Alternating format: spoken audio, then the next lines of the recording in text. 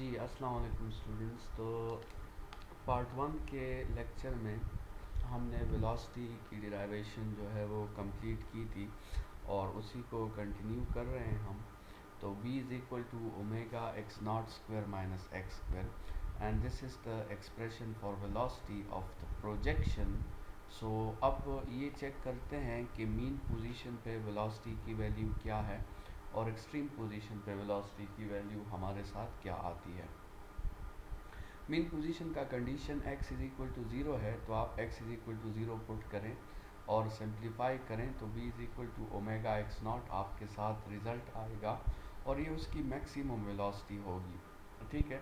इसी तरह extreme position का condition x is equal to x not है, आप ये पुट करें तो आपके साथ एक्सट्रीम पोजीशन पे वेलोसिटी जो आएगी projection of a body moving in a circle की, वो आपके साथ ज़ीरो आएगी।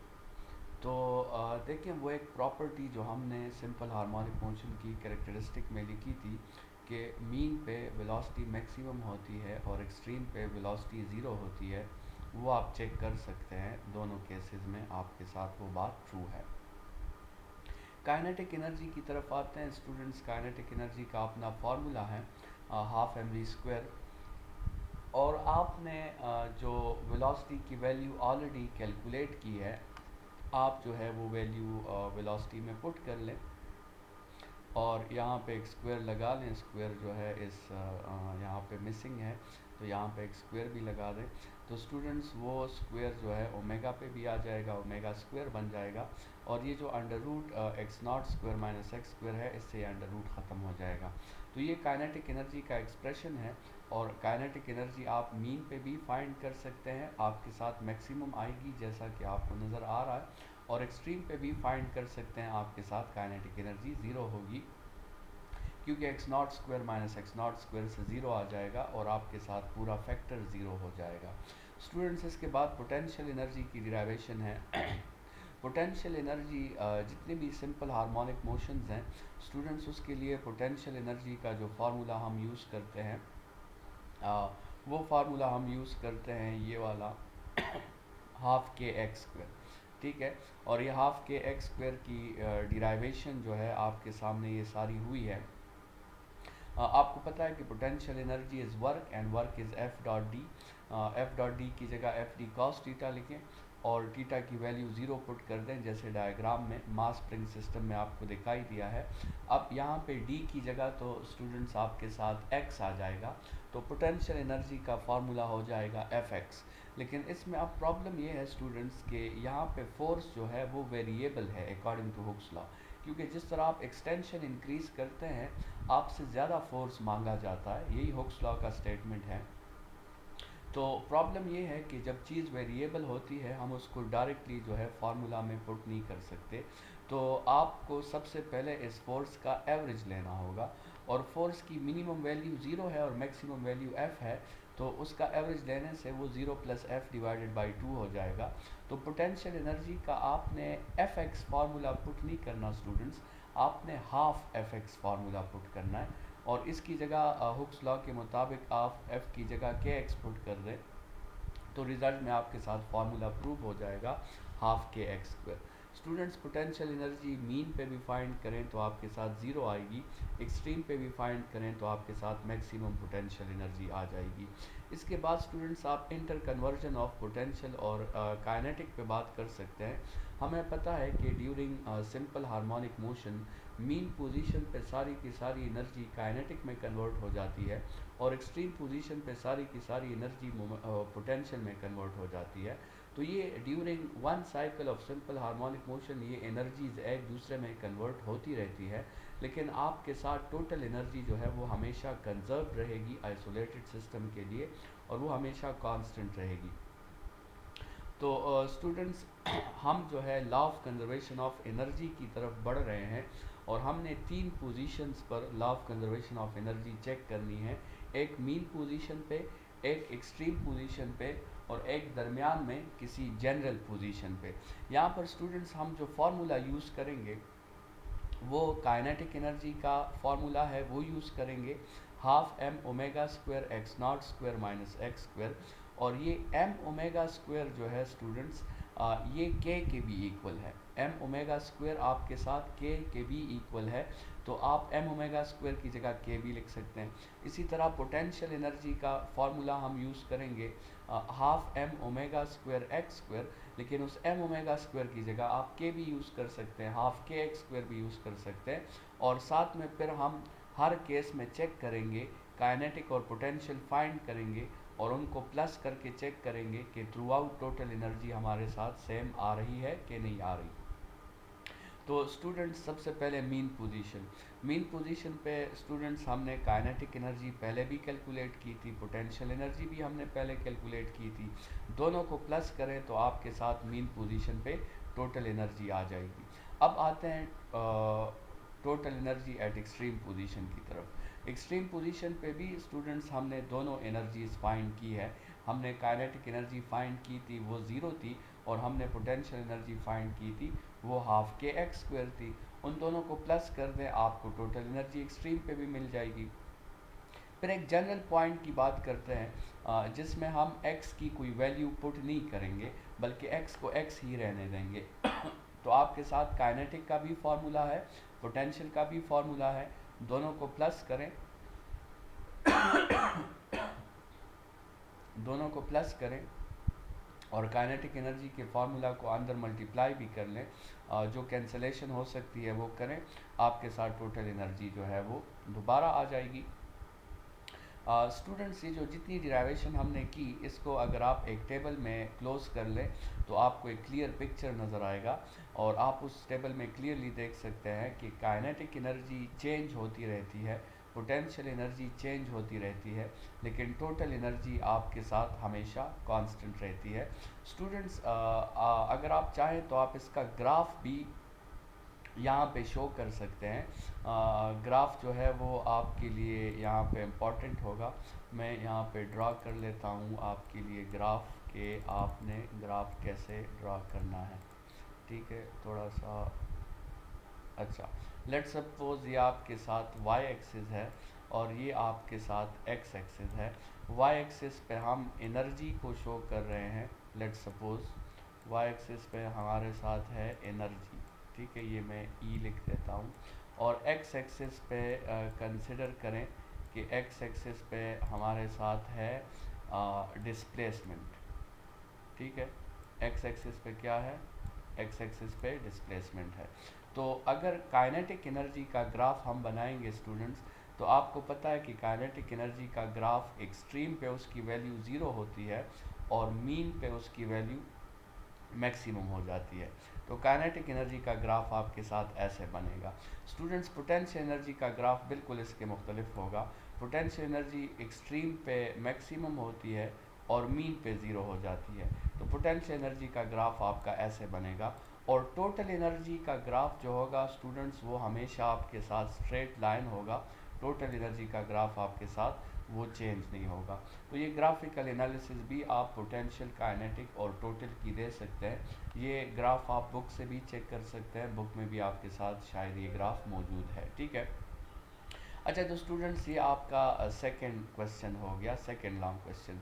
थर्ड लॉन्ग क्वेश्चन जो है स्टूडेंट्स, वो आपके साथ रेजोनेंस पे बन सकता है और रेजोनेंस की शार्पनेस पे बन सकता है, ठीक है।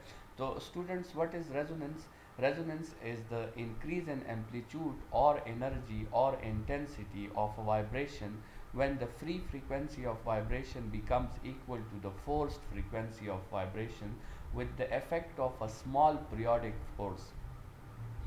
स्टूडेंट्स आपके साथ कंडीशन ऑफ रेजोनेंस इसी डिफिनीशन से क्लियर हो जाती है। कंडीशन ऑफ रेजोनेंस ये है कि नेचुरल फ्रीक्वेंसी, फ्री फ्रीक्वेंसी और फोर्स्ड फ्रीक्वेंसी को आपने इक्वल करना है, तो तभी आपके साथ रेजोनेंस जो है वो पॉसिबल होगी। कंडीशन ऑफ रेजोनेंस के बाद एक्सप्लेनेशन की हेडिंग दें और एक्सप्लेनेशन की हेडिंग में थोड़ा सा एक्सप्लेन करें कि नेचुरल वाइब्रेशंस किसे कहते हैं, फ्री वाइब्रेशंस किसे कहते हैं और फोर्स्ड वाइब्रेशंस जो है किसे कहते हैं। Let us consider a body which is set into vibrations. Natural vibration students आप किसे कहते हैं?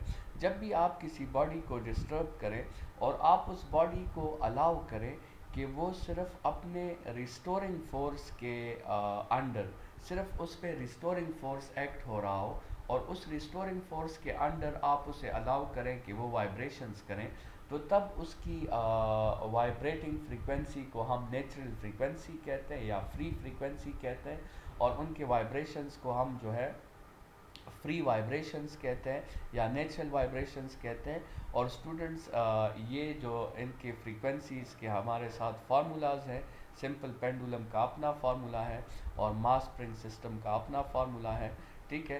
These frequencies are known as free vibrations और frequency is called as free frequency, ठीक है। अब फोर्स फ्रीक्वेंसी या फोर्स्ड वाइब्रेशंस किसे कहते हैं?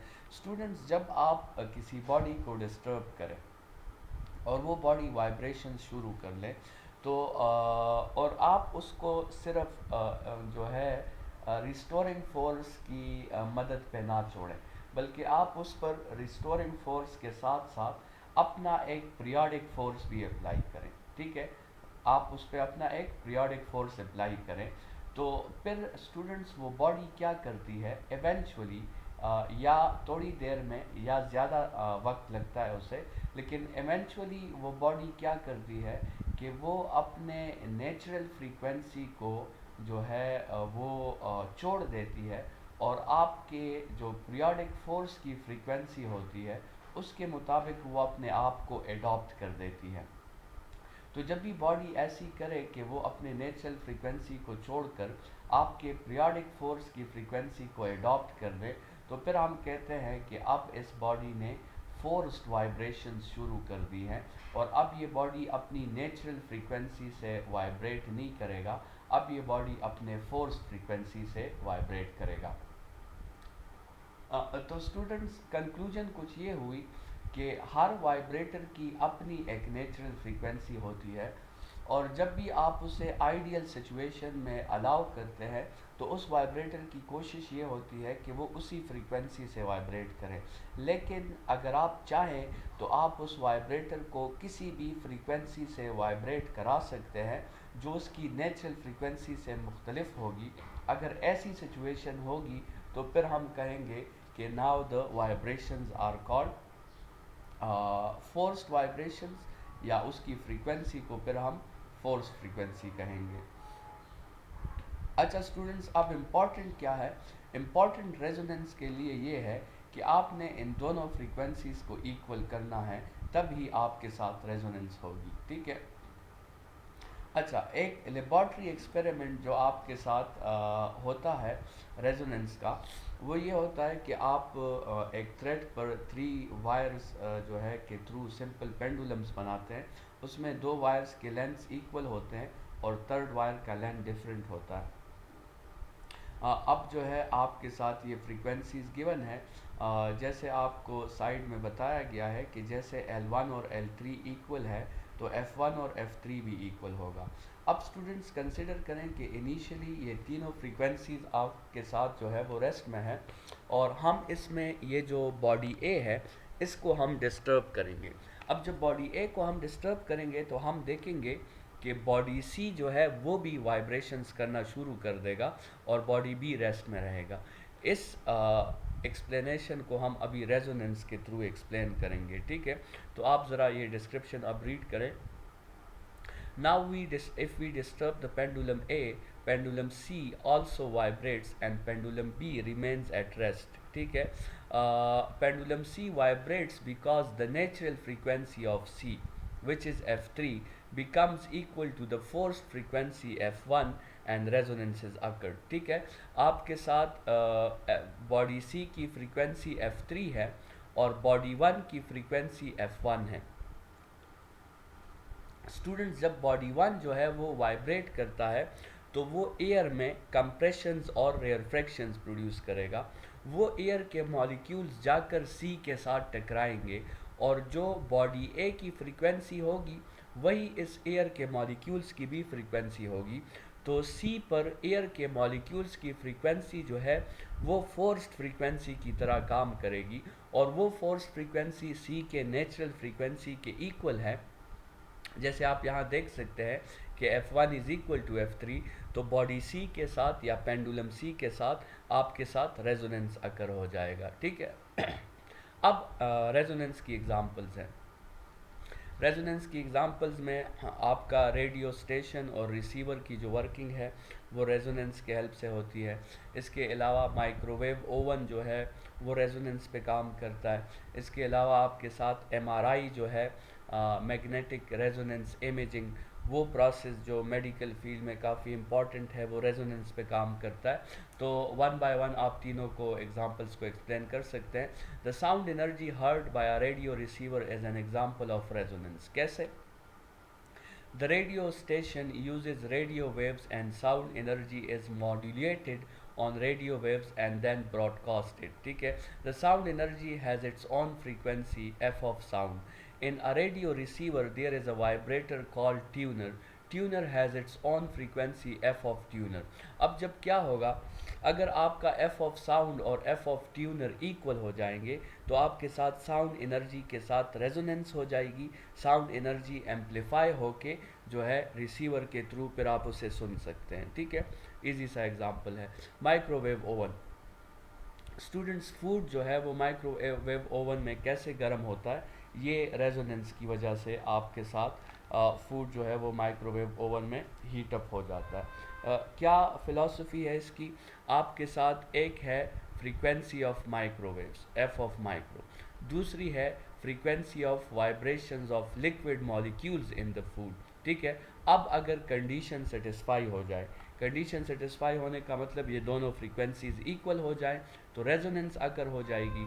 रेजोनेंस अकर होगी तो लिक्विड मॉलिक्यूल्स जो है वो हायर एम्पलीट्यूड से वाइब्रेशन शुरू कर देंगे, कोलिजन्स बढ़ेंगी और हीट एनर्जी प्रोड्यूस होगी, जिसकी वजह से आपका जो फूड है वो हीट अप हो जाएगा।